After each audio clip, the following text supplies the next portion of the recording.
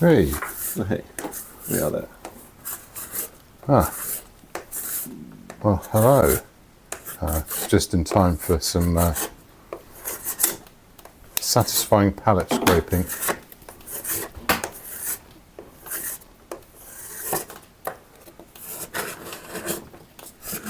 Which is part of my psychological preparation.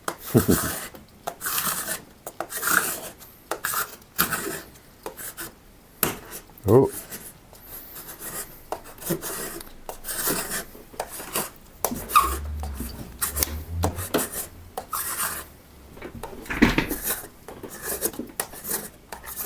There you are. It's got the worst of it, I think.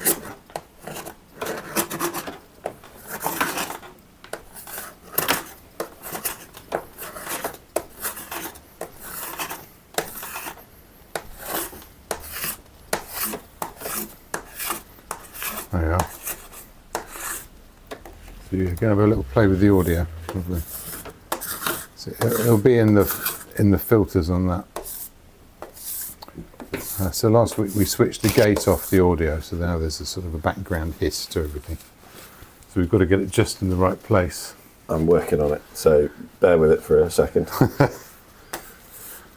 So it probably has the settings on a bit strong to the automatic one. I'll keep gassing away. We should be able to get it so that when I speak, then it comes in naturally. When I stop, it's not suddenly a whole load of hissing.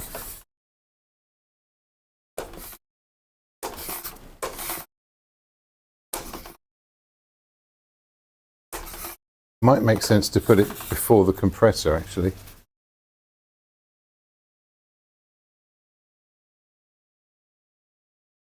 I don't know if it is or not, or if it tells you that.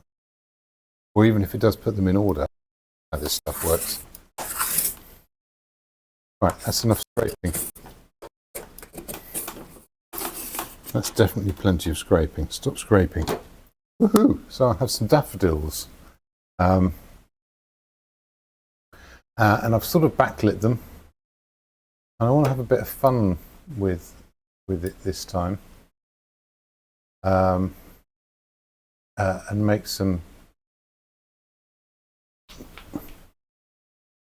Sit outside with your engine running. I have to go and knock on his bloody window. Thinks it's a car park. This was all last night as well.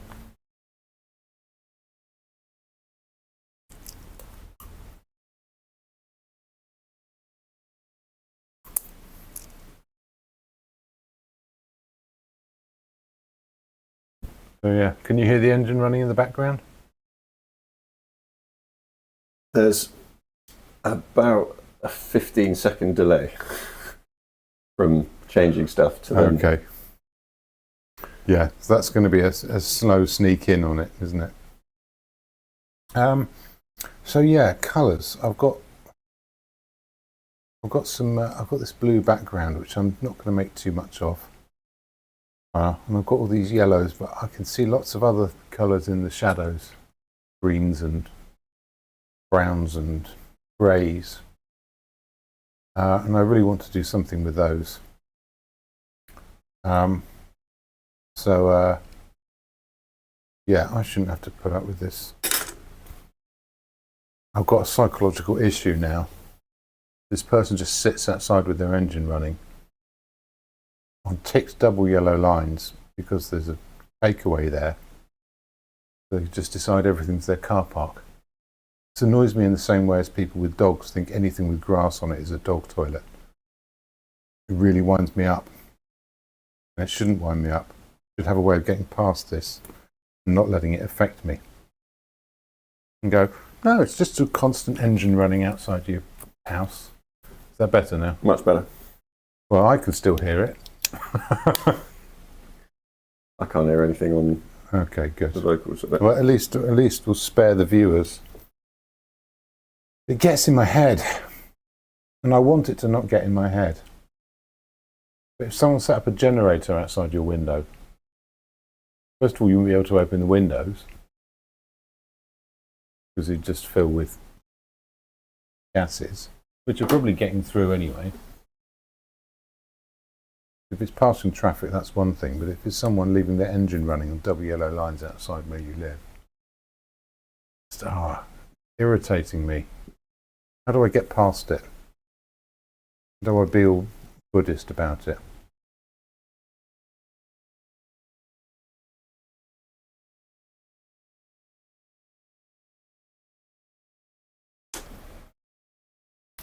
If it still bugs me, I'll go out and ask nicely.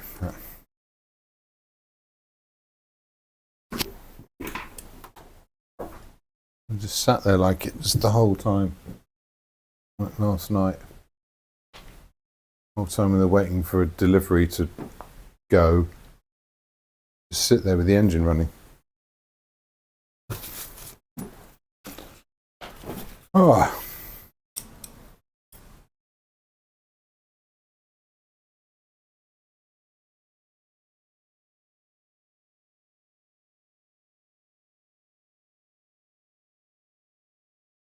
Well, there we go. Maybe it's watching the live stream picked up the hint. That would be amazing. No. So yeah, so I want to make some fairly kind of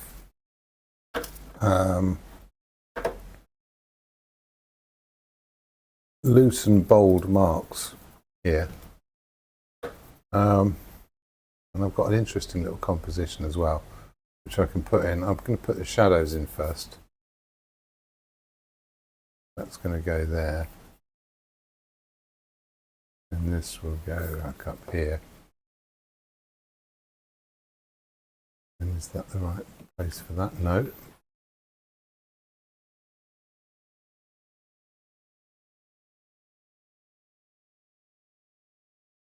Put that there. Maybe the shadow will come all the way across.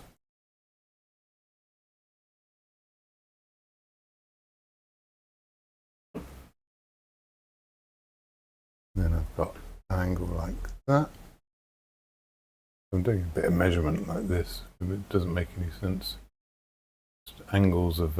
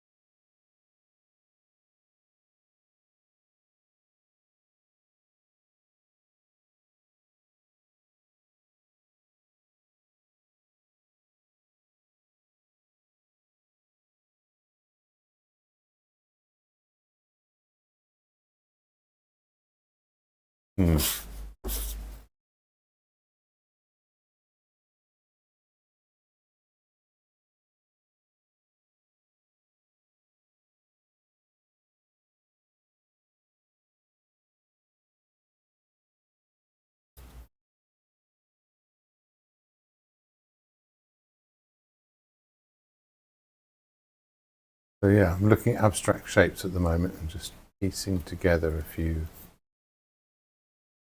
bits and pieces.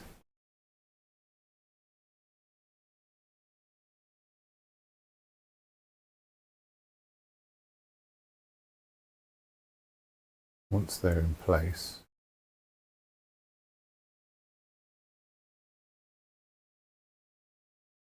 yeah, there's sort of a reflection here. Stuff. I'm going to get a bit more blue going in it.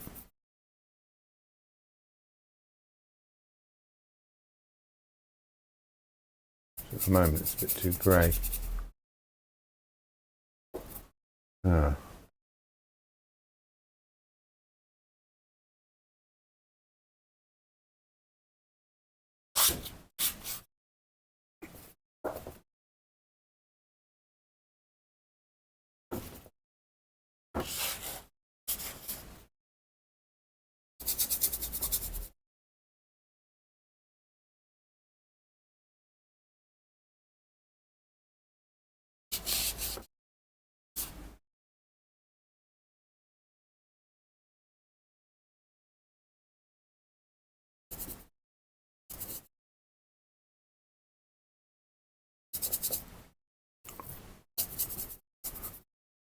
Now, so this is that's a fairly abstract composition. I haven't really got a camera anywhere near where my head is to properly say what's going on, but hopefully you can see some similar things over here. Now before I have put in some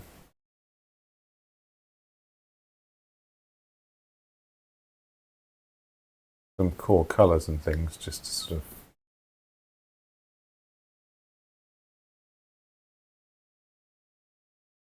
get some of those negative spaces and things, but I think I might do that now. I'm going to go straight in. Now I'm going to have to put some new paint out.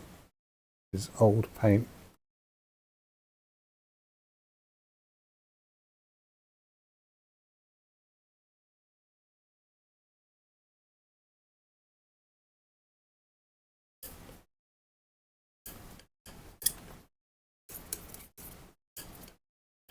That's maximum blue. Put a little bit of glitter in that.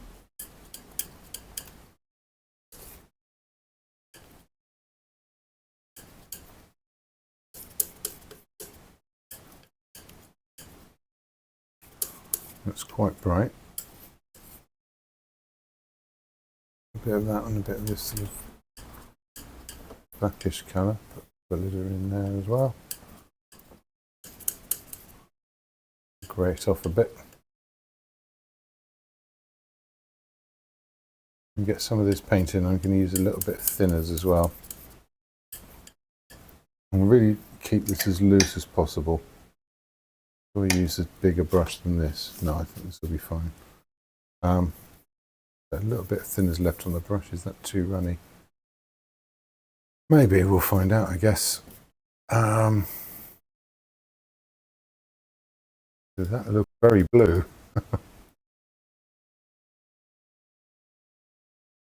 And under there as well.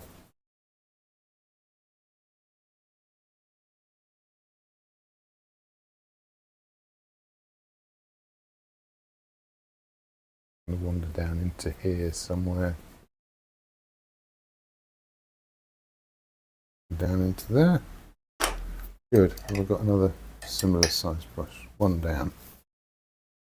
Let's use this for the blue. It's lighter. There we go. These colours are going to be too strong. Hard to tell.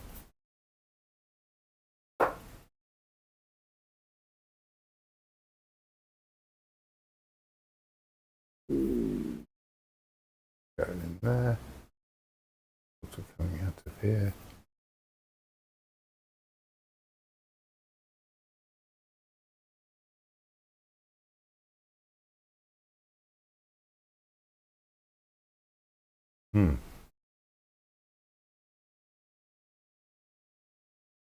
God bless.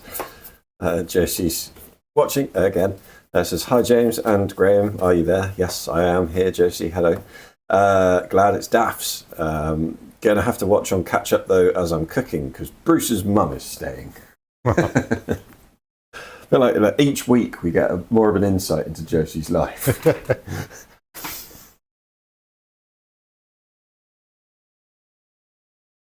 Really.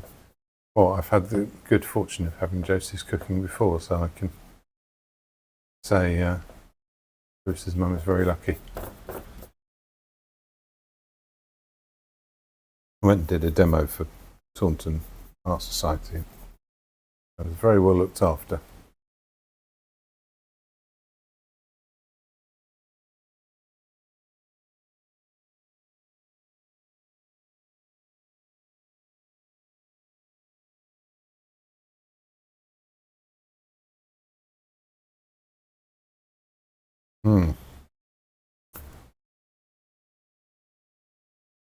And darken that down a little bit. You can go over the edges a bit to put a little dent there. Is that in the right place? Not sure.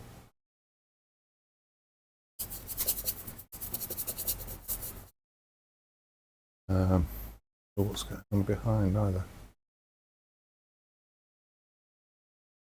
Space here, and then a bit of a light bit, and then another light bit, some of the dark bits going on. Is that too bold a blue? That's the question at the beginning. Because I can make it duller as I go in. In fact, I'm going to do that a bit. And so I did that perceptual mixing thing the other week with the tulips. Was that? I did do that on the live stream, didn't I? I'm going to put some of those. And it's not thick paint at the moment, but I'm going to put some of these pinks in here, just where I can see them, where they seem to show up. There's some of this might be shadows and things I'm not really making sense of.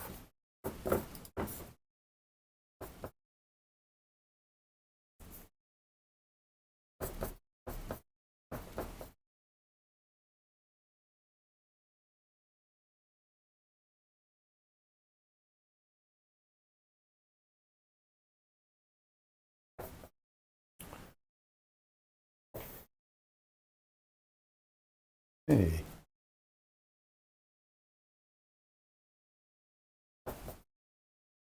Okay, I feel like I've got a way in now.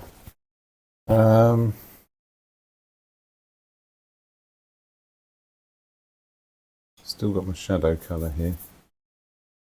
Let's just make sure everything's accounted for one way or the other. There's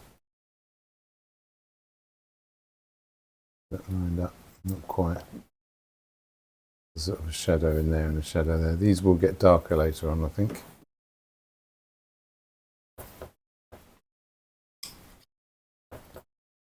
They'll probably get lighter. Again, it doesn't have to be all sort of super accurate. I'll blur the edges of these a little bit.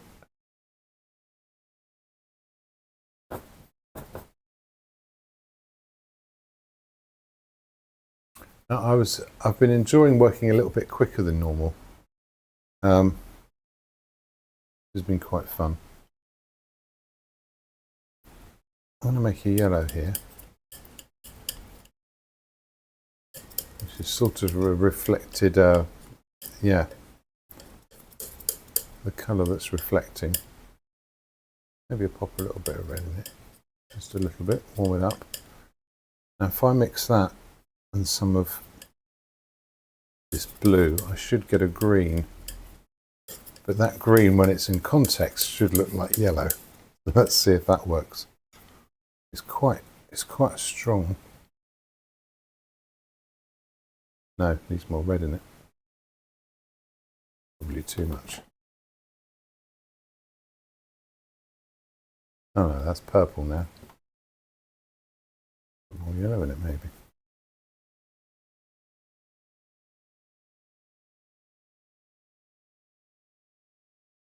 Yeah, now if I really look at it, that's about the right colour. Which is interesting. Because objectively, it's simply not yellow. So what made you go for daffodils this evening? Well, they're out. So that's always nice to see. And they're colourful and they're translucent. And I think we could do with a bit of yellow in our lives. Brighten things up a bit.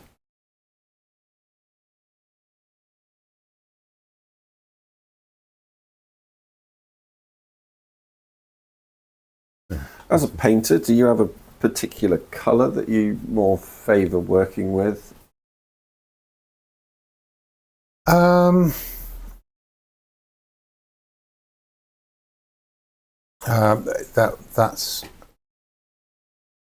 That's an interesting question because it could apply to a lot of things. So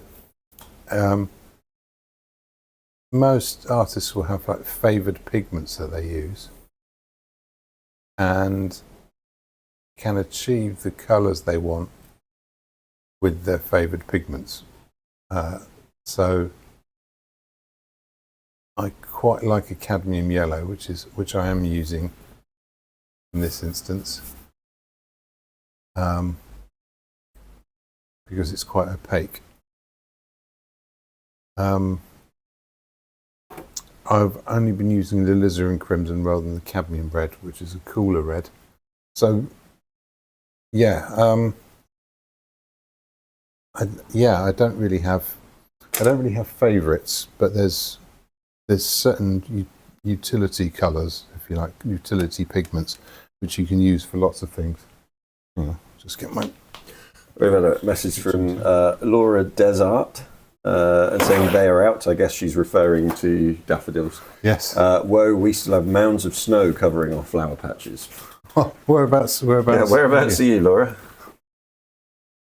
Dundee or something. Yeah. Well, I'm going to guess across the pond. I'm going to guess that too. But you guessed it first, so I suppose my guess probably doesn't count now, does it?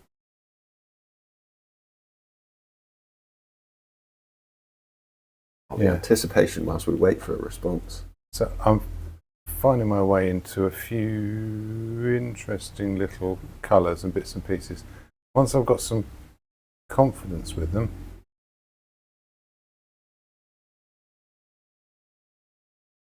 oh, that doesn't go there. New Brunswick, Canada, Atlantic coast.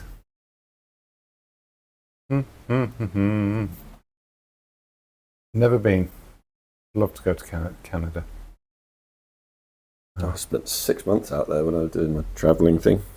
All right. Amazing. Eventually they found you and sent you back. Yeah, exactly. So I wonder, I mean, there's so much of it. So where's New Brunswick? I don't expect you to know, Graham. No, I was actually Googling it as we spoke because oh yes, know it well. next to Maine, kind of near. I say near. 150k outside of Quebec. Okay, that's quite close in Canadian terms, isn't it? It is, yeah. It's connected to Nova Scotia. Ah, okay. Right, but at the bottom. Right. I mean, I've heard of it.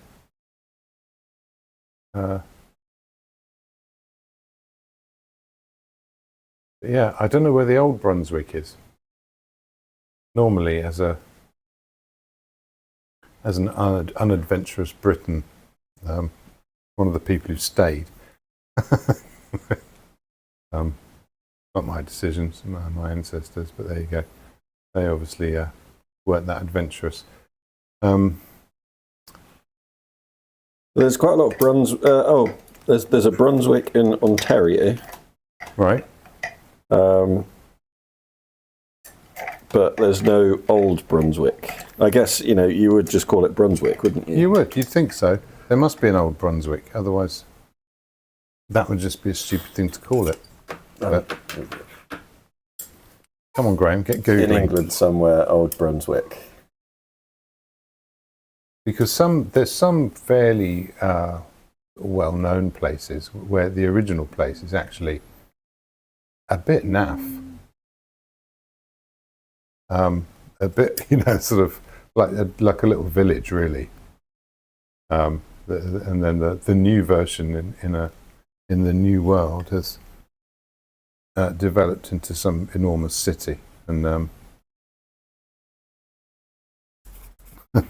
old version is a bit shamed almost by its association.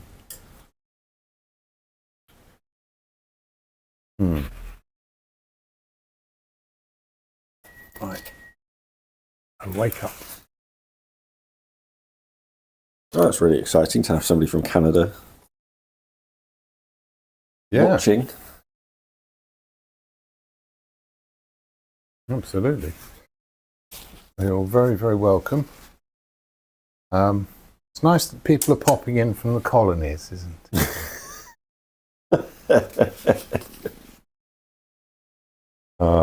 No, Canadians are too nice. You see, you can't do that whole ribbing thing. They're not like Australians, who will just go, "All right, it's abuse time. We know how to do that," and get stuck into it straight away. And they'll go, "Oh, yeah, that's fine. Sorry." Just be really nice about everything. Okay. I saw an exchange on Facebook between I think it was a Canadian and a Norwegian, and they didn't agree, and both of them were just like, "I'm really sorry, I don't agree with your with your point of view." Oh. Yes, very It's well. the sort of politest argument. Well-mannered people. That's all good in my book. I'm wondering if I left my paints in the car. I think I did. Okay. But there's no harm done because it turns out I've got tons. So, yeah. I quite like the idea of painting with only a very limited amount of colours. Which is generally what I do anyway. I love that. We'll laugh about being a colony, but threaten us with US invasion and we'll be very impolite. Yes. Exactly. I could imagine they could almost be belligerent. Yeah. You know, and in circumstances like that. Well, I noticed that. I mean, just. I hope Canadians realise that British people think the whole thing is just as ridiculous. Like at the coronation, we're all sort of, you know, there was all the pomp and stuff, and the few people who are really into it going, "Isn't this wonderful?" And really, everyone across the whole country is just going, "This is just mad. Do we live here? Is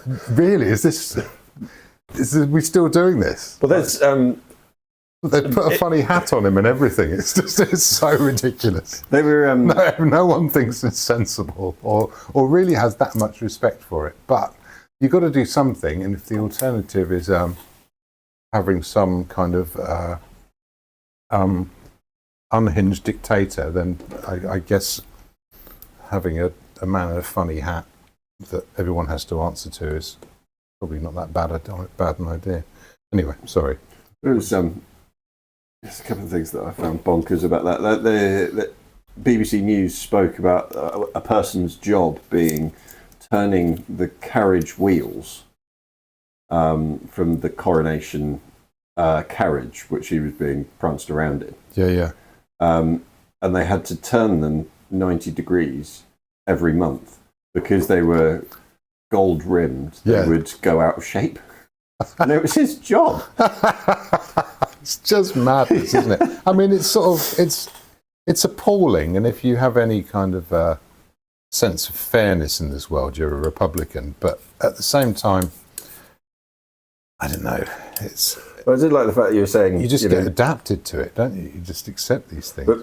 But where you were saying people would just thought, "This is mad," they were also going, "But we do get a public holiday, don't we?" Yeah, exactly. And you know, if it's not that madness, it's some other madness, and this is fairly harmless madness, depending on who you're talking to, I guess. But yeah, it's crazy. I mean, it's you know, when Prince Philip died, you know, we were told the next day, like all of the TV stations were going, "Well, of course, we're a nation in mourning now," and we're all going, "Look, no, you know, these are the British people aren't really like that." You know, and I think the Canadians are much the same. When those London bombings, someone pointed out that, like, you know, it was horrible and people were killed and they blew up buses. But like by the afternoon, there's people at the bus stop going, "Yeah, but where's the bus?" I don't know what you can do about people like that, really. I mean, it's sort of awful, but you have to respect it as well.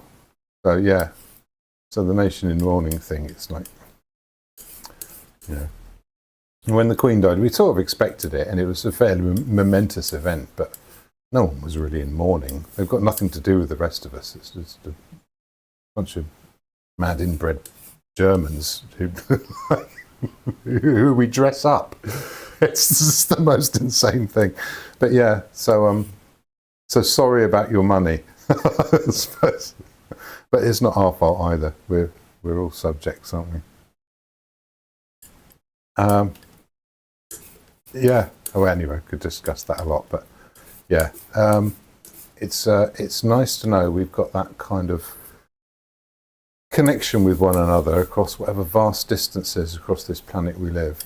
That there's fundamental things which join us together and which none of us will put up with.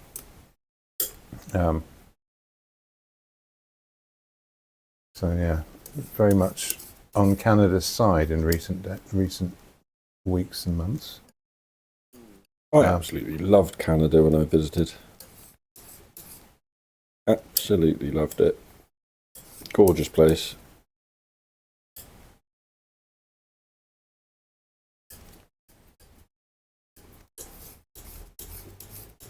That is a striking colour which I'm going to keep, even though it doesn't match these ones, which I'm now going to match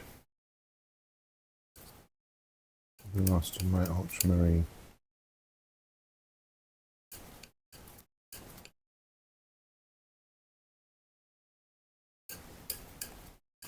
So where did you go, Graham? I landed in Winnipeg, and then we drove to Swan River, because that's where my girlfriend at the time's uncle lived. And there was a big family reunion for all of them there. Okay. And so there was 30, I think, family members that all gathered, and they've got a couple of houses by a lake that was out that way.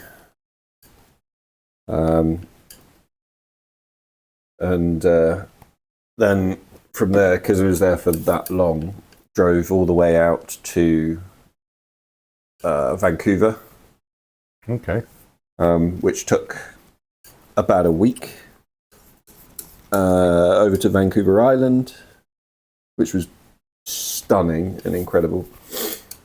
Then drove all the way back again. Right.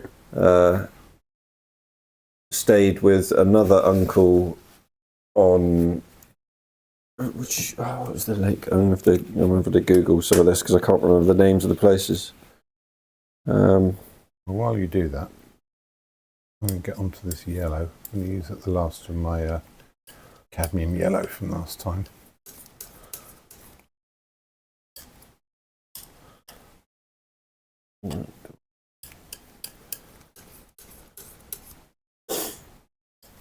And I'm going to have to mix a few of these sort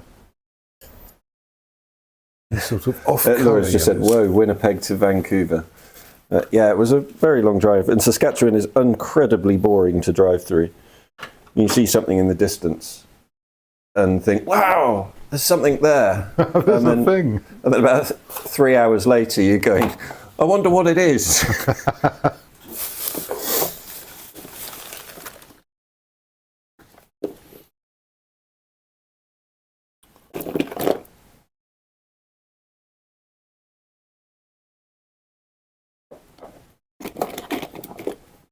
Ooh.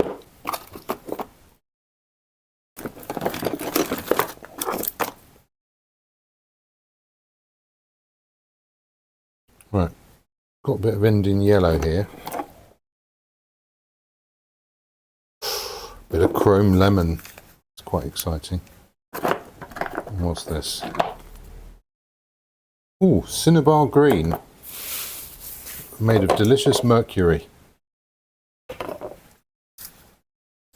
I might not get that one out. Okay, I want a little array of yellows here. But, they are. So chrome lemon is going to have some good opacity. It's also going to be on the greenish side. this Indian yellow. It's rather interesting. I'm going to put it next to the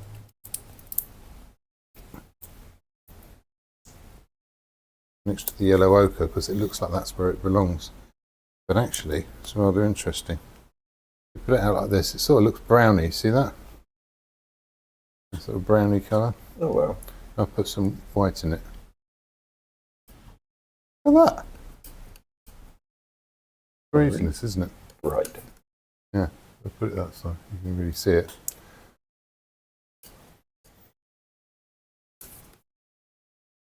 Let's get some more Indian yellow into that. That's a lovely golden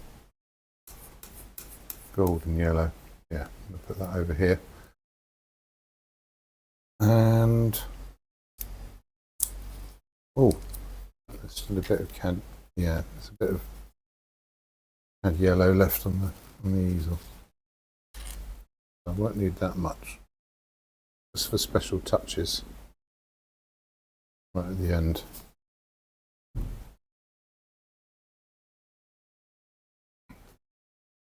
Okay. So I've got this. I want to mix a kind of a muted yellow grey colour. I'm going to start with a bit of raw umber. There's a bit of yellow left on the knife. Then I can use this black I had, make that a bit greener. There's a dark version. And I'm going to have these wander through the yellows as they go. So there's some of that. I can always mix some more of that. It's going to get a bit lighter. And a bit of that yellow in there. There we go. And that's that, pretty much that yellow I put on here. It works. And this is going to branch into two versions. It's going to branch into a warm version. Let's mix a bit of this.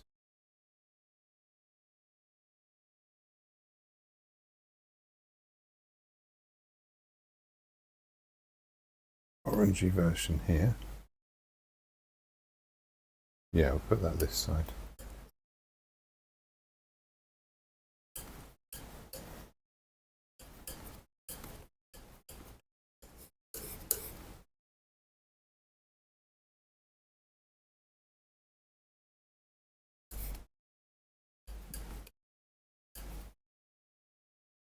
A bit paler.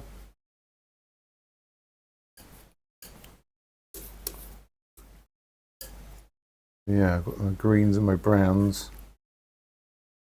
Then out of that are going to come some other colours. Don't need that there. Put that to one side.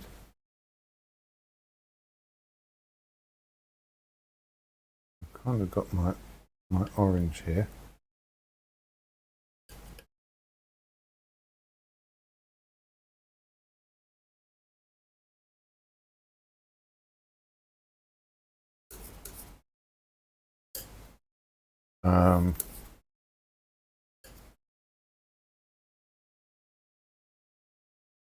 My brighter greeny yellow here. Probably a bit too bright.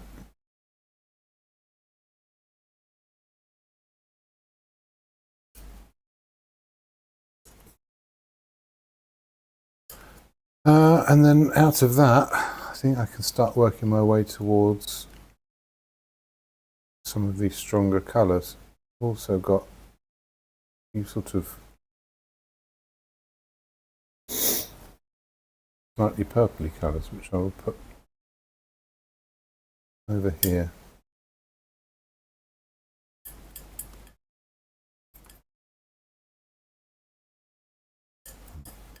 Too red.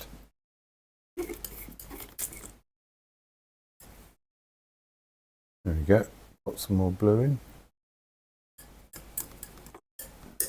So I've got quite a good little colour range now.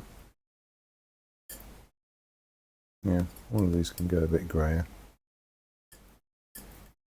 still on the purpley side. Bit more careful with that one. Bit of green in there, still on the red side. And a little bit of that. Add some white to it. There you go. I've got some lights and there should be something somewhere in between.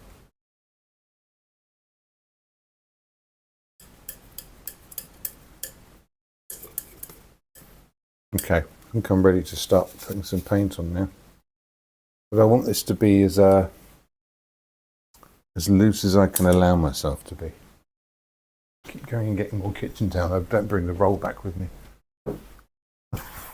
You've done like a jack in the box, it seems. Yeah. Okay.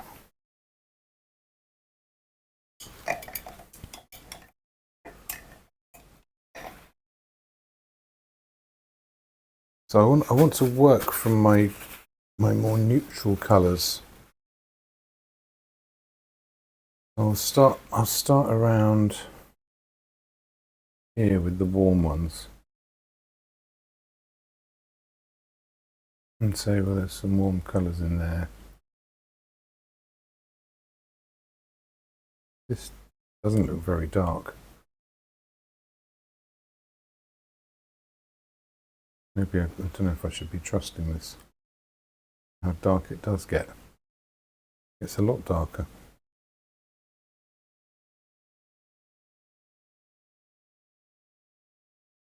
There you are. Nice warm brown.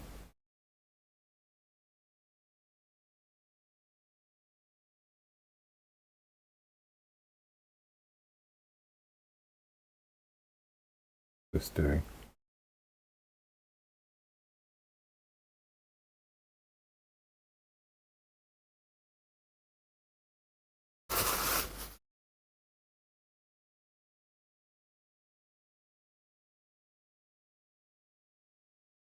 Nope. Get redder.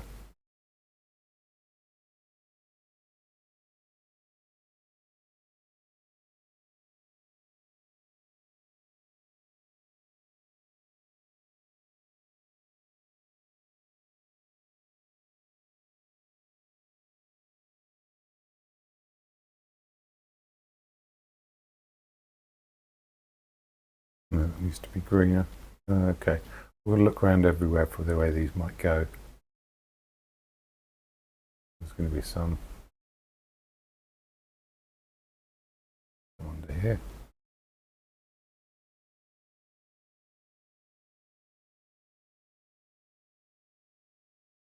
Oh.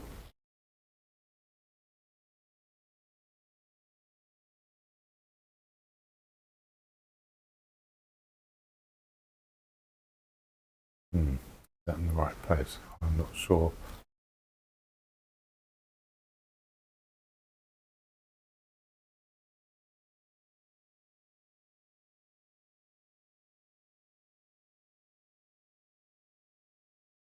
You can see these daffodils starting to appear there, can't we? Mm-hmm. Let's get the excess off that. Let's go back to this green version. That's going to be here. Yeah, something like that. Some of those at the edges of these petals. Some of that.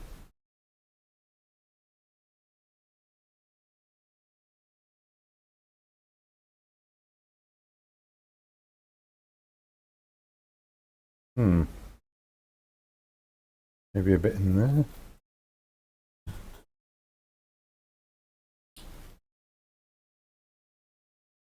In there.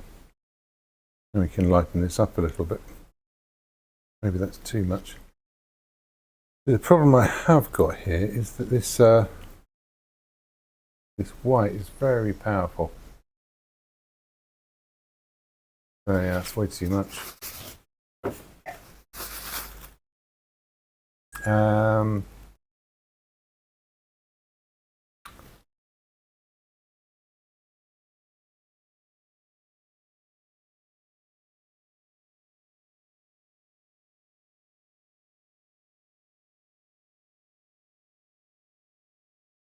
Okay, this needs to be looser. Need to be really chucking the paint around here. Probably needs a bit more of that in it too.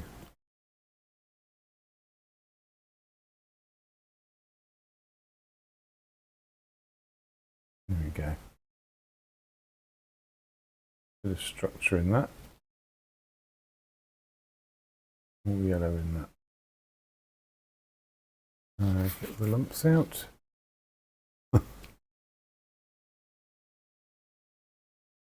Where else? Some in here as well. Trying to enjoy the abstract quality of some of this.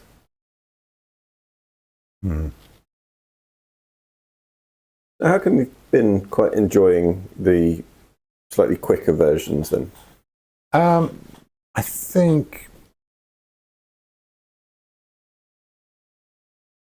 yeah, it's a good question. I think it's I'm doing simple little pictures, and I quite like to just sort of get to finding out what works and what doesn't work. I'm not trying to sort of make this some standalone work of art. Oh, that's nice. Yeah, it's got to have a, what would you call it? Sort of an immediate feedback, if you like.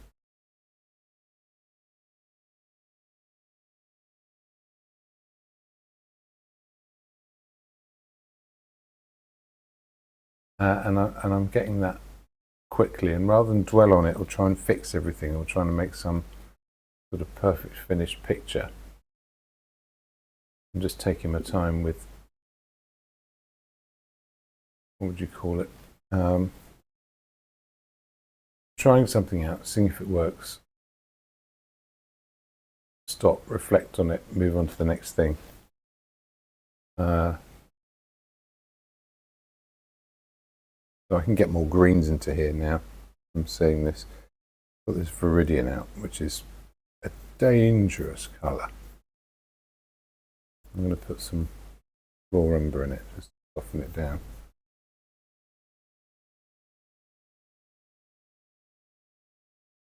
Yeah, that's as dark as that's going to get anywhere. Maybe a bit there. Oh, maybe some under here. A little bit of light in it. I've got to be so careful with this white.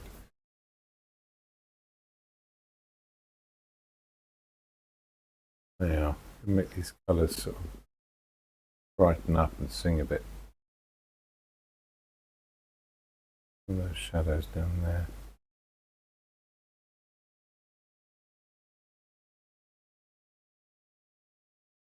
This is going to give me room for the bright yellows when they turn up. So yeah, that should be about the same tone as the background. It's quite hard to see just these relationships, and I'm also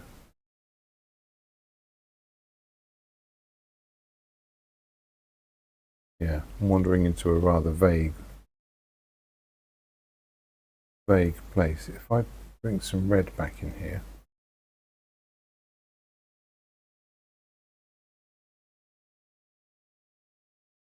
again, put some more yellow in it. I should have a nice shadow colour for inside the trumpet of this one. Yeah. At the moment, this must look like the most gloomy and depressing daffodil colours you could possibly imagine.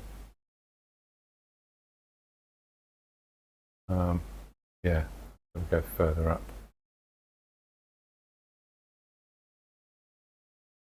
Similarly here. When the lights go on, you do a nice job. Where else needs some of that? Needs a bit of warming up. No, that's already dark enough. Okay, what else? bit around here. Got these shadow shapes. They lighten up a bit into the gaps, but no, I don't need any green in that. So I don't know if that's making any sense as a viewer. Do you? I think so.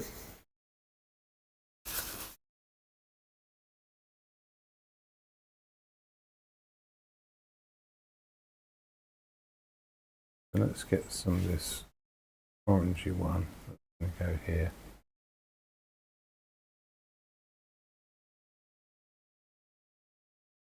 Where else is that going to go?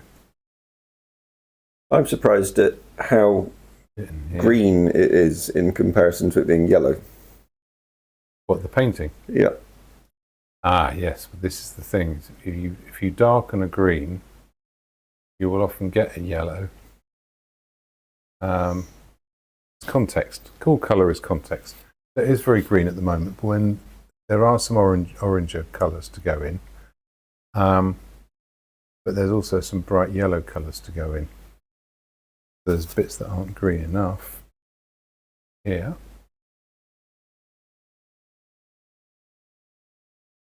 And it could. Is this that kind of like interesting thing that our brain does and turns things yellow when we see them mixed with alongside other colours? All colour is contextual. No sort of absolute colour, because it's a biological phenomenon rather than a physical one. The frequencies of light are physical, but how our eye responds to them is,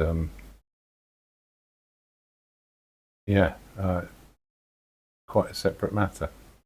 So it's very easy to trick the eye into seeing other colours. I wonder if we should do a little, maybe just sort of 15 minutes, half an hour's worth, 1 week of not illusions that you can play, but I can paint illusions. That could be quite fun. Yeah, I mean, there's a few classics. I think there's a lot that people already know, like. But people might know them, but not know how to do them. Right. Yeah. So how to make grey be blue in one side of the picture and orange in the other side of the picture. And you take it out, and it's just grey. Yeah, that could be quite fun. Okay, have I gone too far with this? So next I'm thinking, actually I can get some of these sort of paler, brighter yellows in. So I want to use a different brush. I think I might use this one. It's already got some blue on it from before, so I'm going to start off with these greeny yellows. There's a little bit there. And the thing is, these have got other colours that stick out over the top of them, so there's a little bit there, a little bit here. Some orange, this is going to come in later on, but first things first. That is an untidy brush.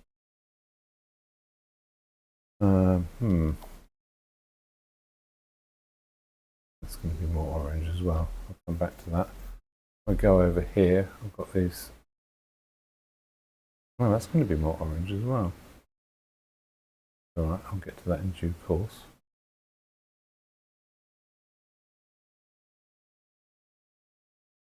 And here we are.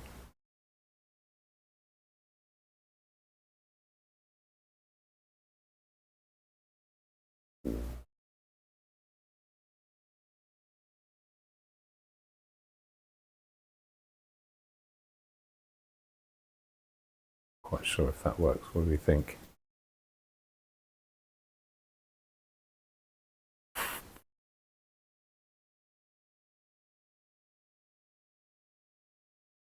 Okay, yeah, this is a sort of a lemony.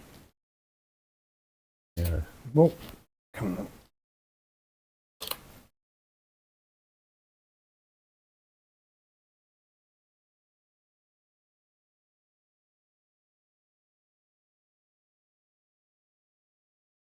Manitoulin Island. That's where I stayed. What island, sorry? Manitoulin. Okay. Has our Canadian friend moved on now? I don't know. The name just came to me. I was trying to search and remember in my brain as to what it was and where we stayed. And yeah, I was there for probably about 3 months. Okay. And I was helping her uncle build his house, which was quite impressive.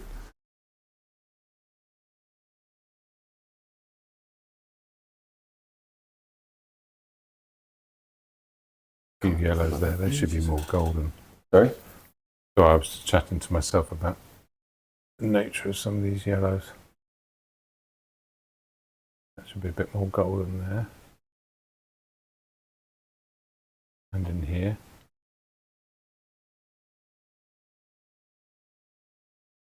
I can exaggerate as well some of these. You're hungry?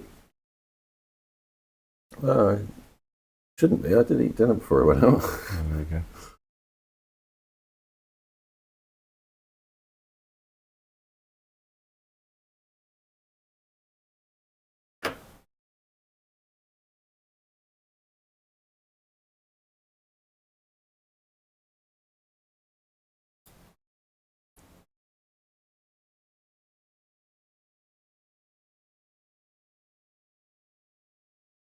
Oh, okay. And I'm going to go into some of these more warmer, more golden yellows in a few places. Oh, that's too bright. Bit down here.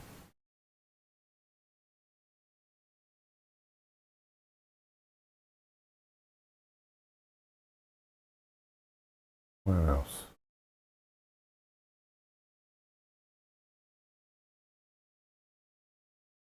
There we are.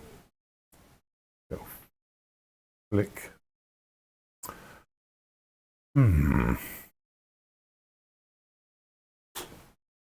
back to the sort of question I asked earlier about do you have a favourite colour you work with? I would say that based on the paintings that you put up in the shop, you have more of a muted palette that you lean towards. That's the insult that people usually level at me, yeah. Insult? Really? No. It's when people are trying to politely say, they're quite dull, aren't they, your pictures? No. Never have I ever said that they're dull. No. They're dull. They're dull colours, and dull colours is the word you use to describe them. You know, like Farrow and Ball use dull colours. You know, they don't use super bright, high chroma colours. Yeah. So actually, that is my point. Is that dull is the word you would use, but you wouldn't. Yeah, if you're not trying to say your pictures are boring, you'd look for another word, but there isn't one really. So it's okay. You're allowed to say dull colours. But it's kind of interesting though, because the painting that I have at home of the skull, the pumpkin, and the candle. Yeah.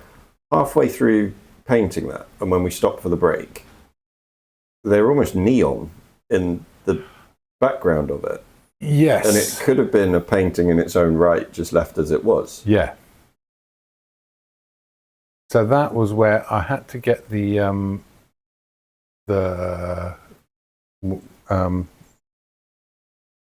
had to be working from the highest contrast downwards with that picture in order to get it to land.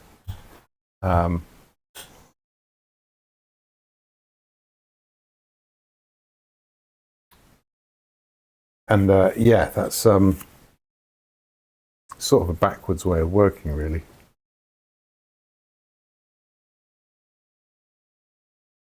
That's better. Right. If I get back to some of these brighter yellows. Yeah, then not only do we do a sort of half an hour bit of illusions and how to do them, and bright colours. I think that's something that would be quite interesting. Yeah, that could be. That could be. Right. Well, I've got that orange on. Let's pop a bit there.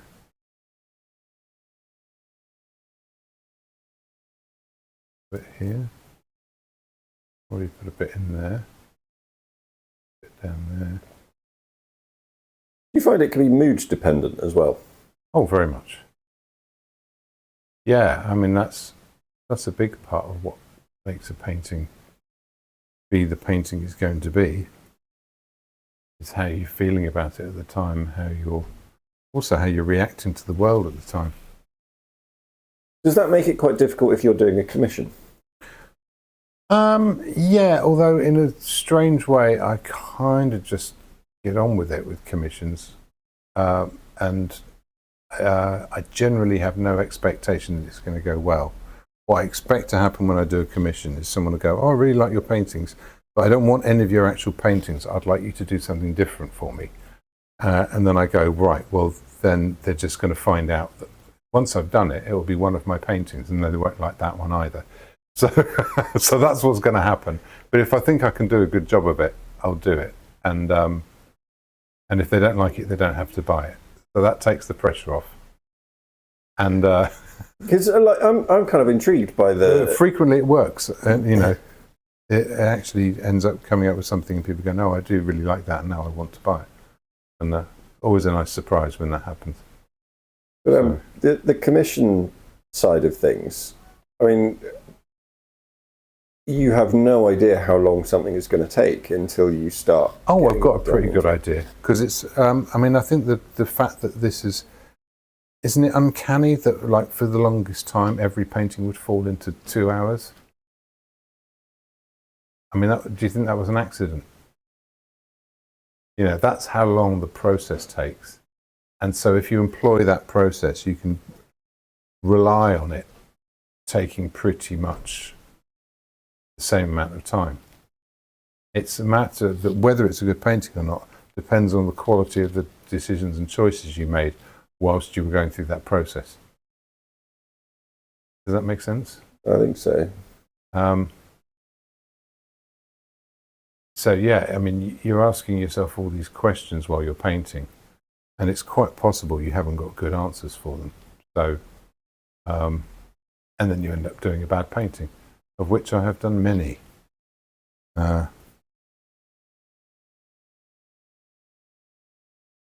And sometimes they, you make good decisions, and it comes out really well.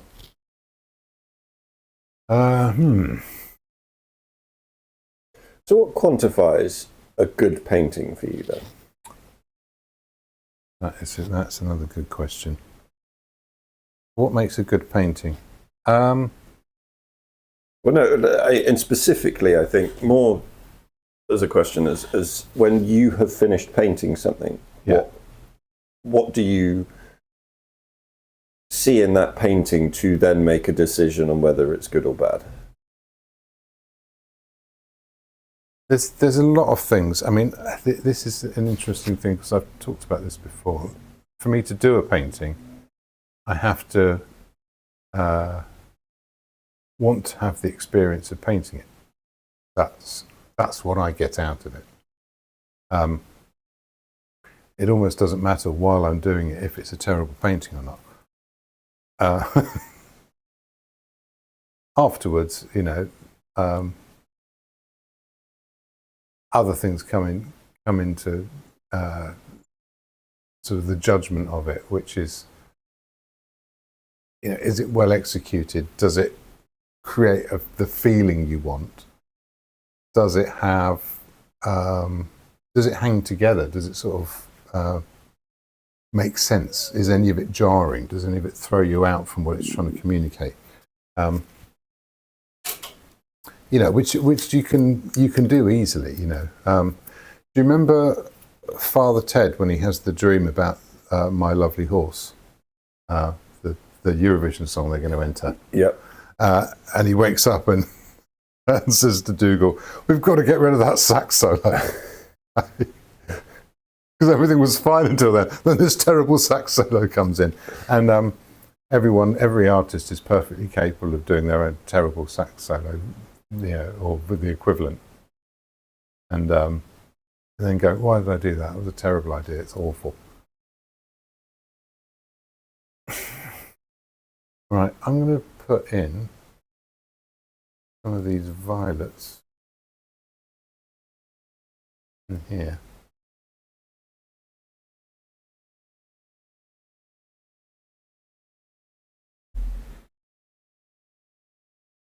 Once I've done that, when the lights go on, bluer.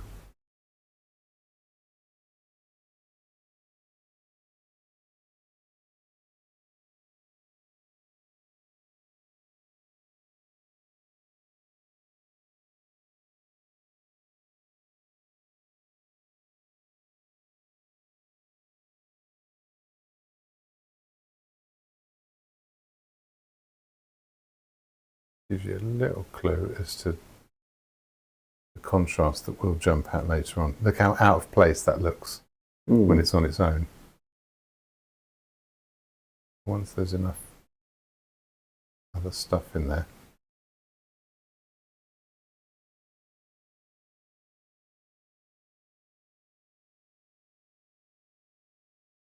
So this is where I need to be taking my time with it a bit.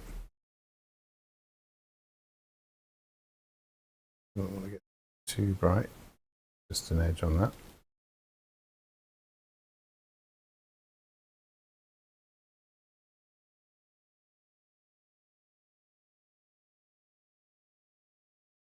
I'm quite enjoying watching this evening because there's the method of how you're sort of twisting and moving and manipulating the brush to get the stroke of paint on the canvas that you're doing. It's just really nice to watch. Oh, good.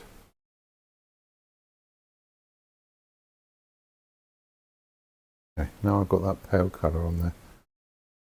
I'm going to go for some of this yellow. Start to turn that up. See how far we can go with it. There, that's going to have a bit of an edge on it.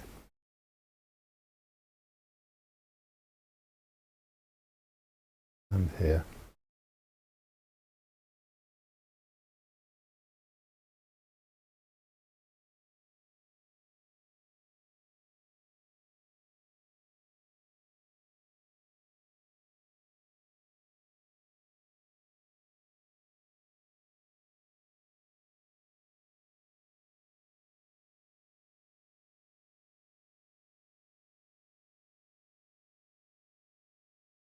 The other thing I'm going to get to play with here is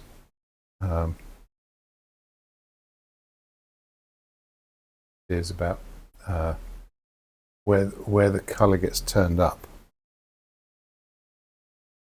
So, too soon for that. No, I can do this. A bit of this here.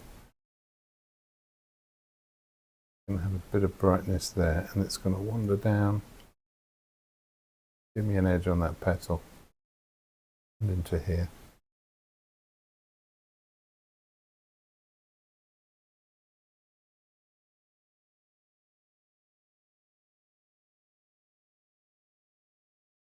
Yeah. For that, a couple of these little streaky marks.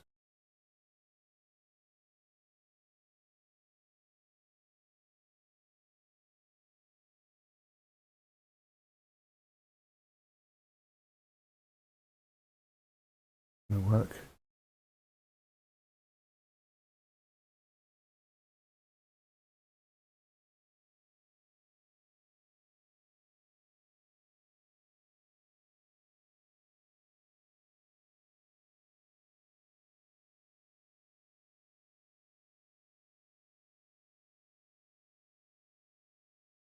Yeah.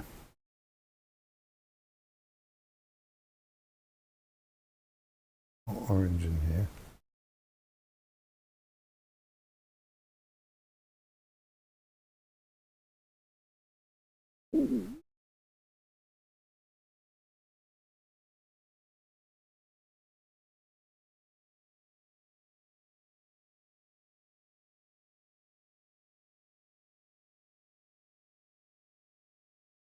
Hmm.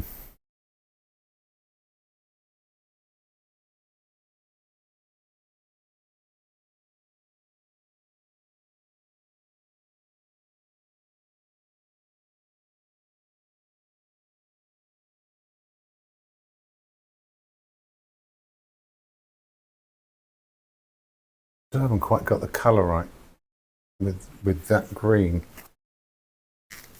I'm going to chuck some more yellow into it. Slightly more orangey yellow.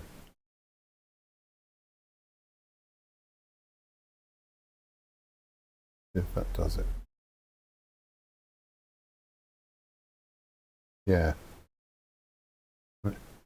Extra bit. Yeah, quite right. Just at the base of it. Give it a orangey outline.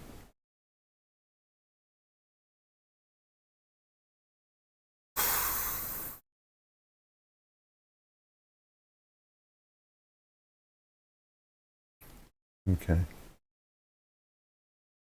Most yellow this flower is in here. So that's kind of my extreme, and everything goes down from there.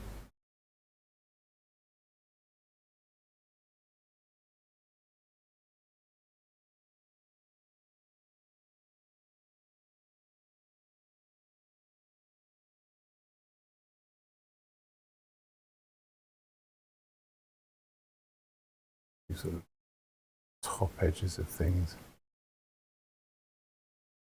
A few of these frills going around as well.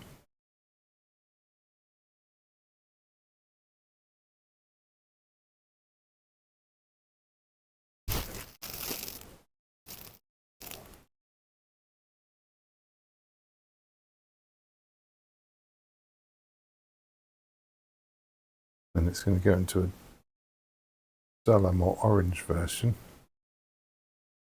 underneath here, but only a little bit. That's still not enough, is it? A little bit greener.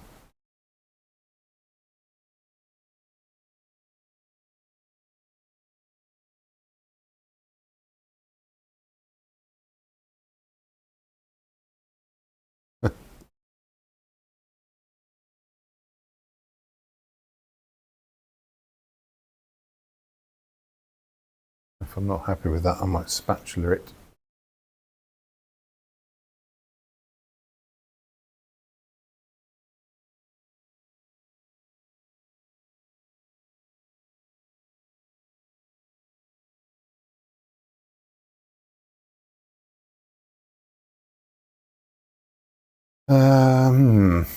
Still a bit of that pale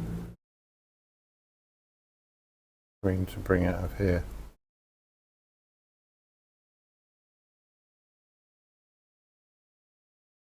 And doing its bit.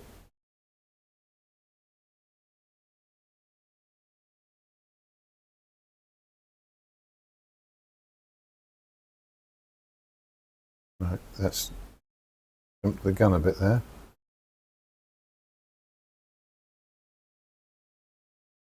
That's too yellow now.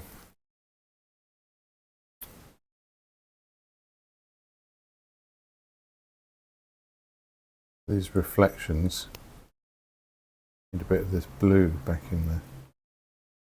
You need to lighten up a bit, but they also need to be less yellow.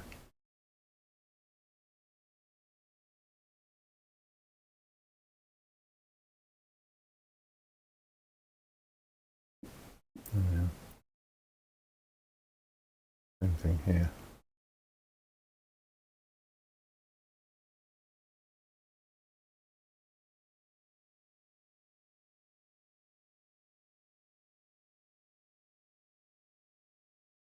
Yeah, let's do. Well, that's a load of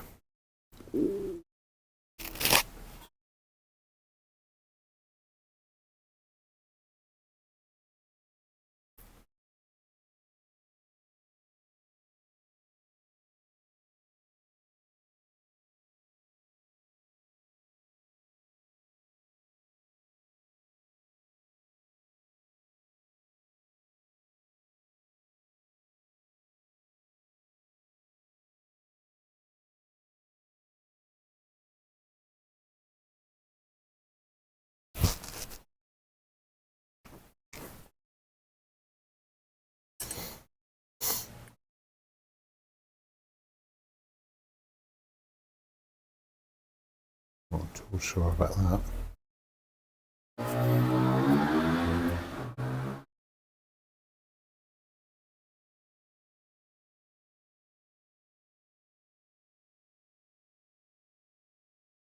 Now, there's texture in it. Pull that up the edge of this. Put it on the top. Highlight times.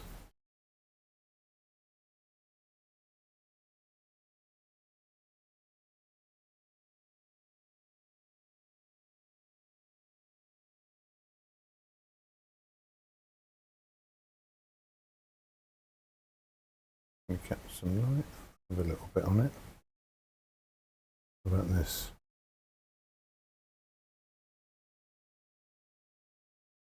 Getting pretty close now.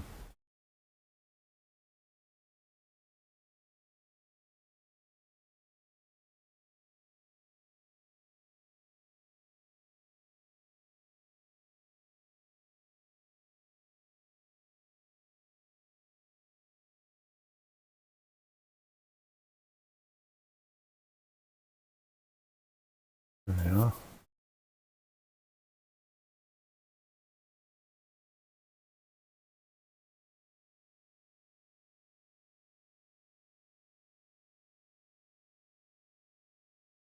Not sure what's happening there, but never mind.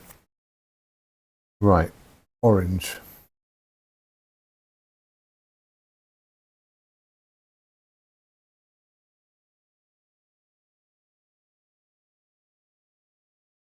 Bit of extra colour just around these edges here. Dive straight into the chrome orange, but not afraid anymore. Now I can brighten that up.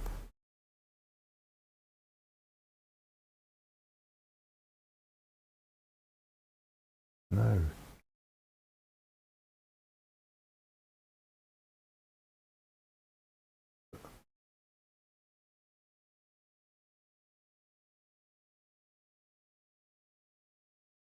Some extra yellow in that.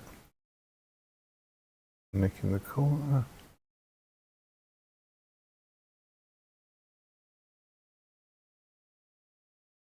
Here.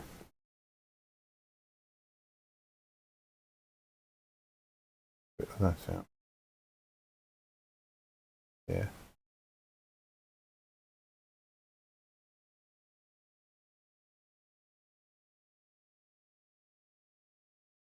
Now, so some of these warm colours back in.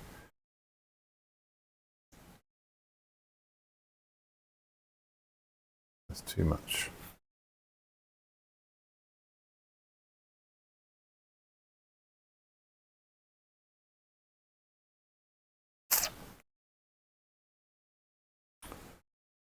Okay, I'm going to take a moment and I'm going to put in these stalks and the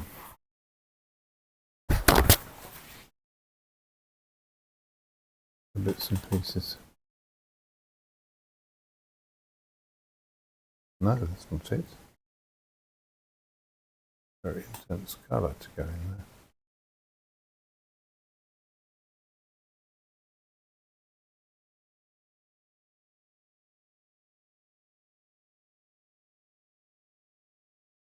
Strikes me as a sort of prime painting for you to just continue fiddling and fiddling and fiddling with.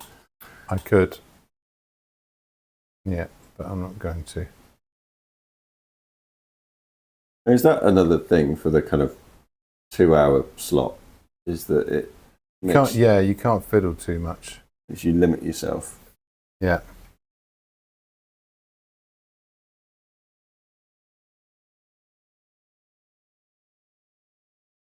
Yeah, I mean, there is a limit to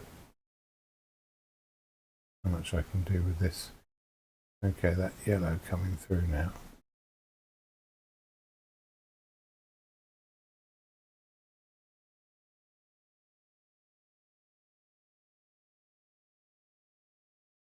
I'll tell you the next thing I can do. I'll get this blue. I'll make a lighter version of it.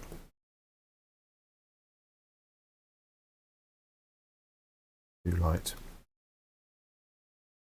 More like this. Once that's in, will my reflections look as light as they were?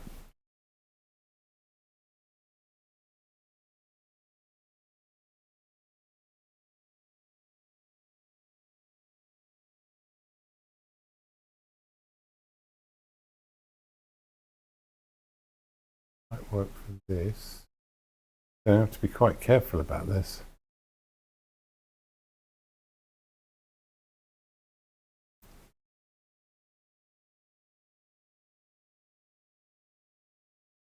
This is definitely lighter underneath.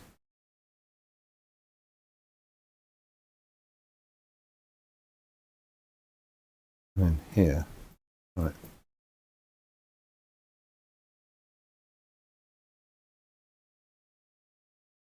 And it's bluer.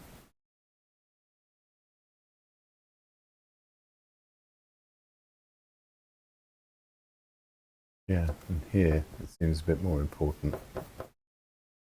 That lightens up.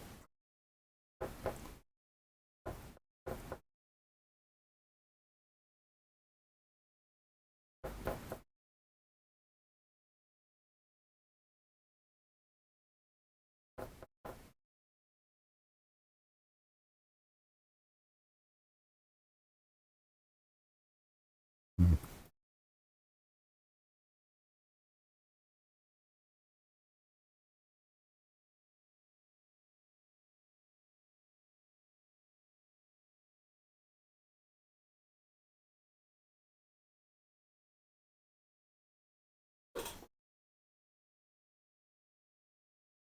Yeah, maybe I'll break a few edges here. That's slightly less important. Maybe borrow a bit of blue back. No, not doing it. Darken this. Oh god, it's all going yellow.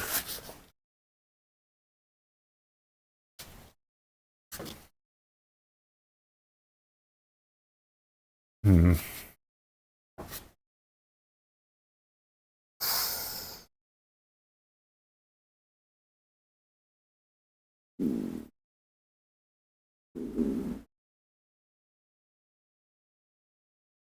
Yeah. Darken it like that.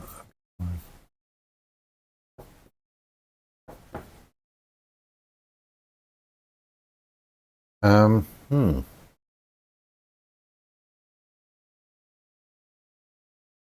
How are we doing with time? We're at past.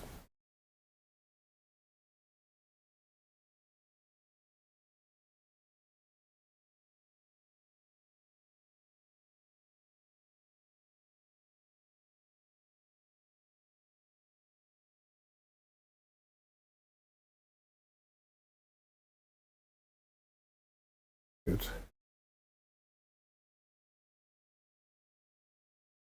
Cheeky, isn't it? Blob of purple in that. Yeah, that's good. I'm leaving that there. Here as well.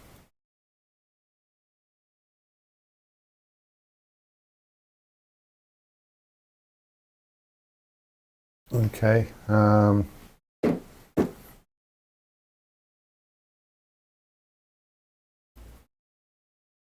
This weird green colour.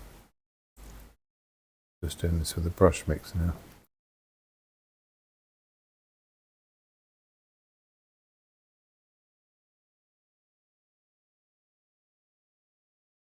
Yeah, that works pretty well.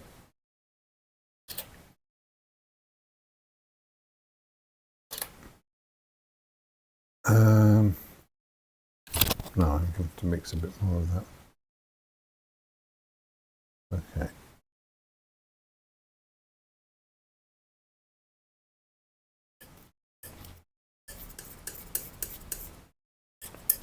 A few greens here.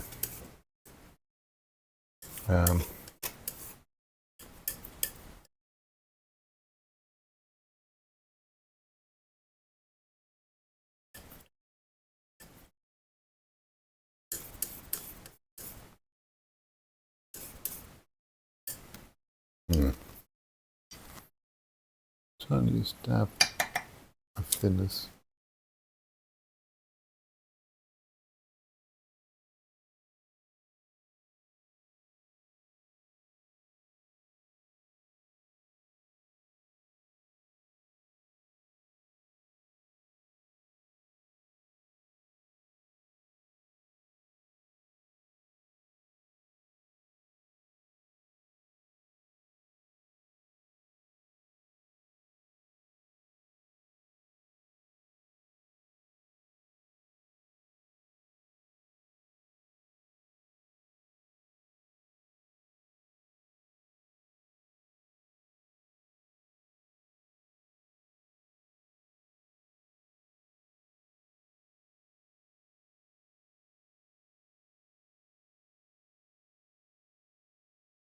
Okay, do that. A little bit of the yellowy colour.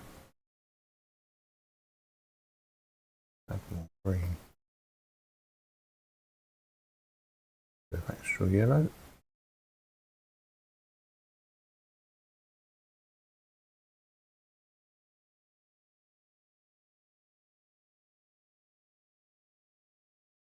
Okay, not bright enough. It'll do for up here.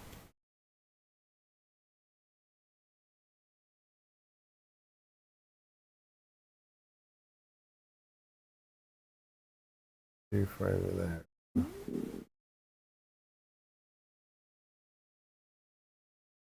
Yeah.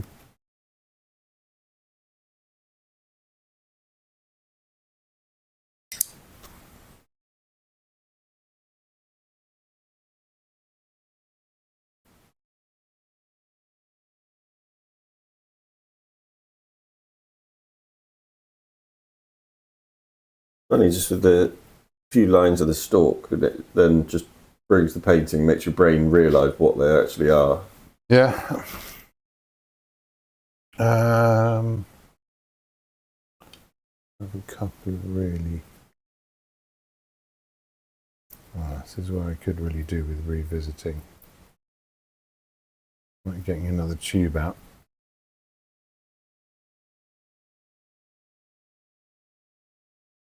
We can put in some extra shadow here. Oh, that's nice.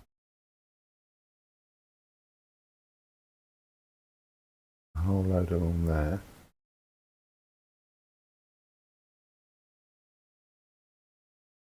Little dash of it there.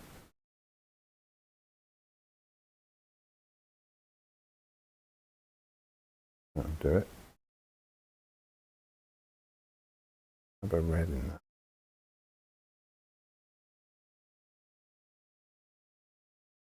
Same in here.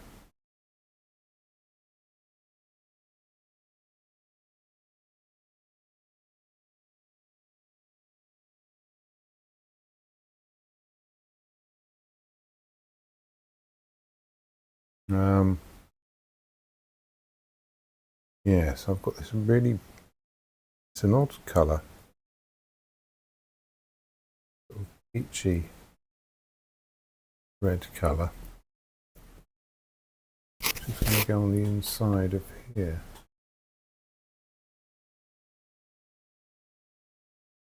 And trail off.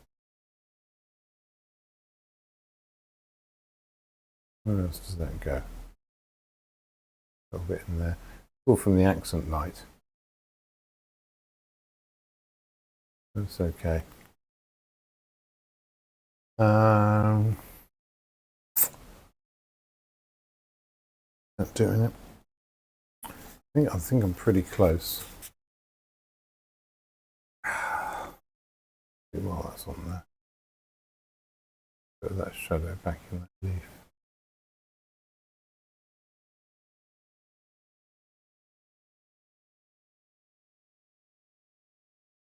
Just on the underneath of there. That will do for it. Still, have I got that? Oh, I could keep fiddling with this.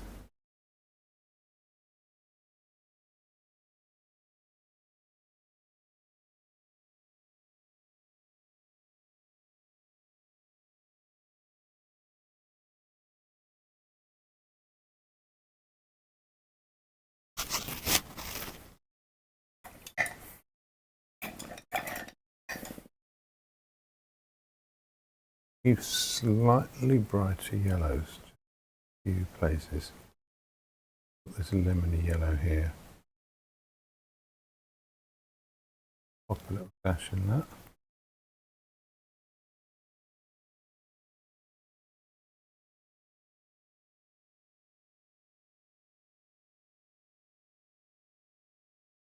Mm-hmm.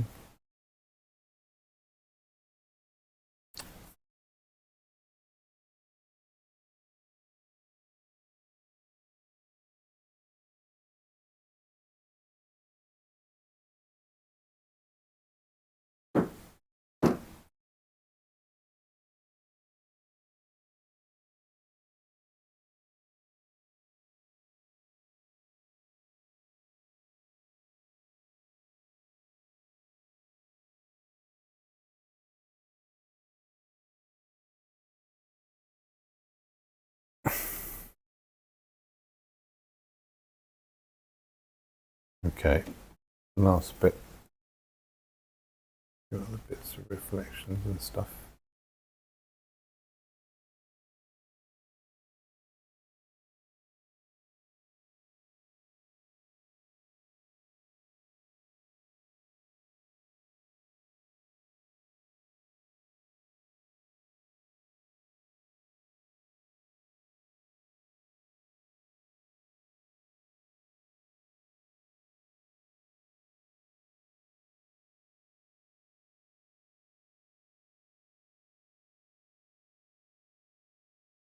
Right, definitely a bit fiddly now.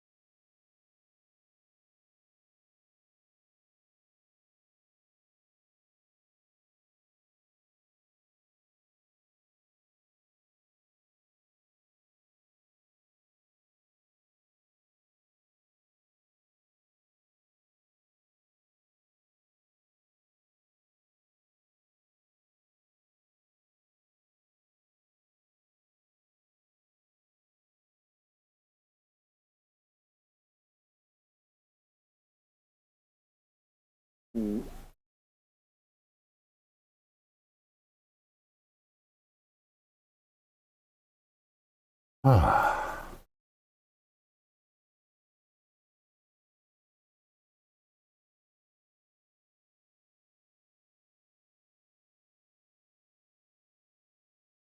I think it's there. I think that's probably enough, don't you?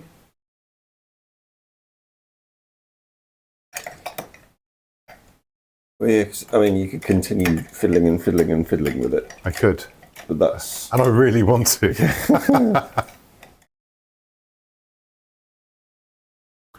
Are there any elements of this that really need to be worked on?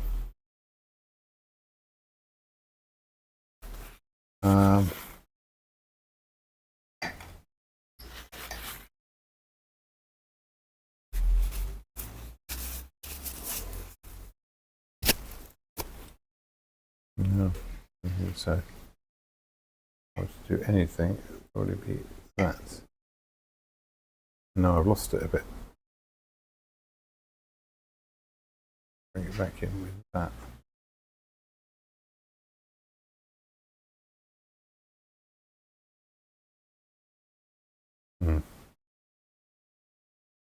Yeah, these marks can get a little bit thicker.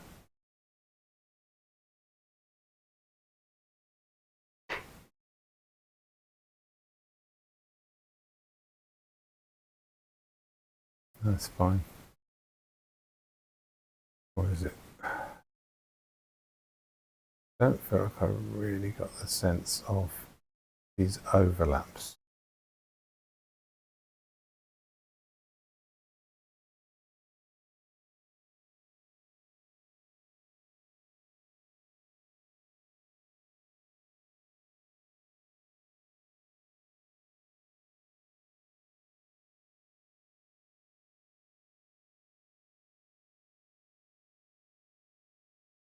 No, that's okay. If I do any more, I'm not going to make it any better.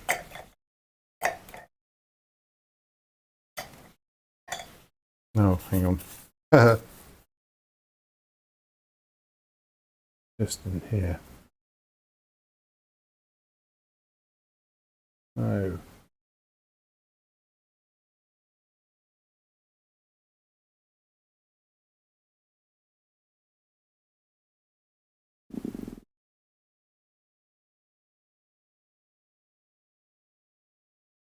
That's got to be it. Yeah. No, okay. Still finding other little bits and pieces.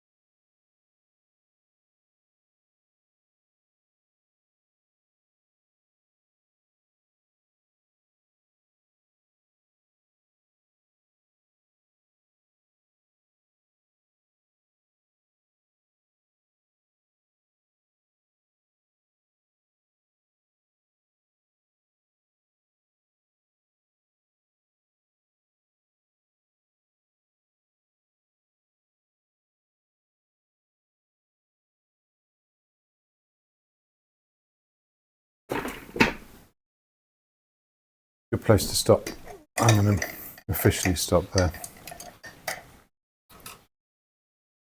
Okay. Some of this dark coloured paint to sign it with.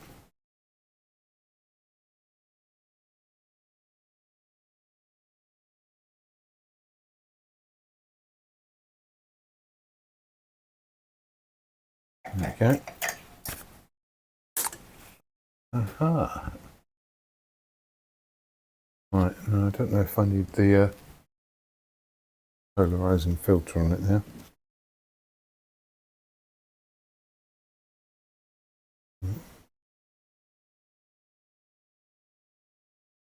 Oh. Ah, oh, there it is.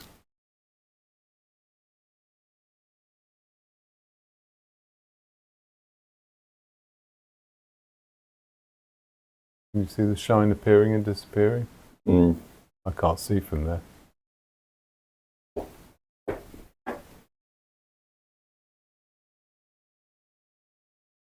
Oh, I'll tell you one way to do it.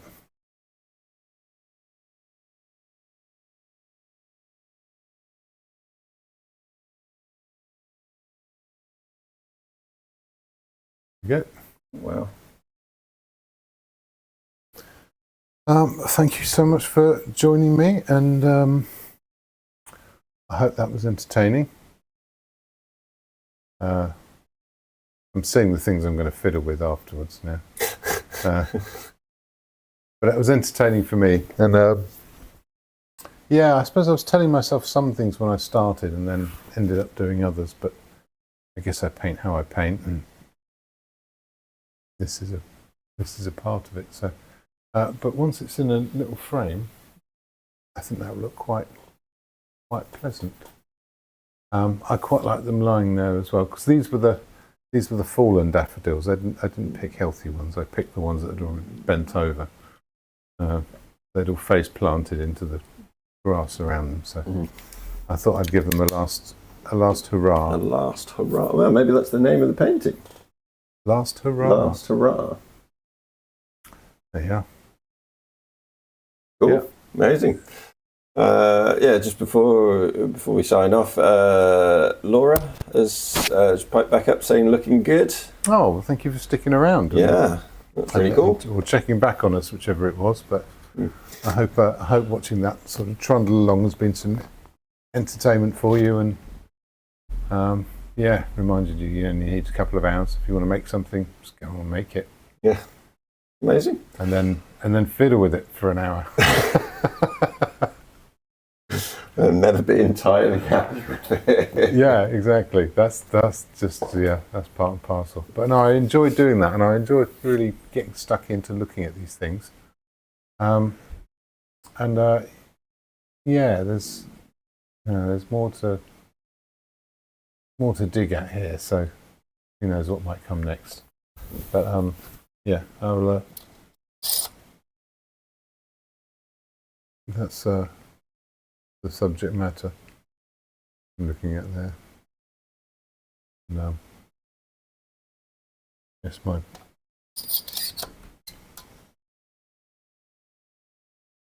Perfect. Right, we shall see you all next week.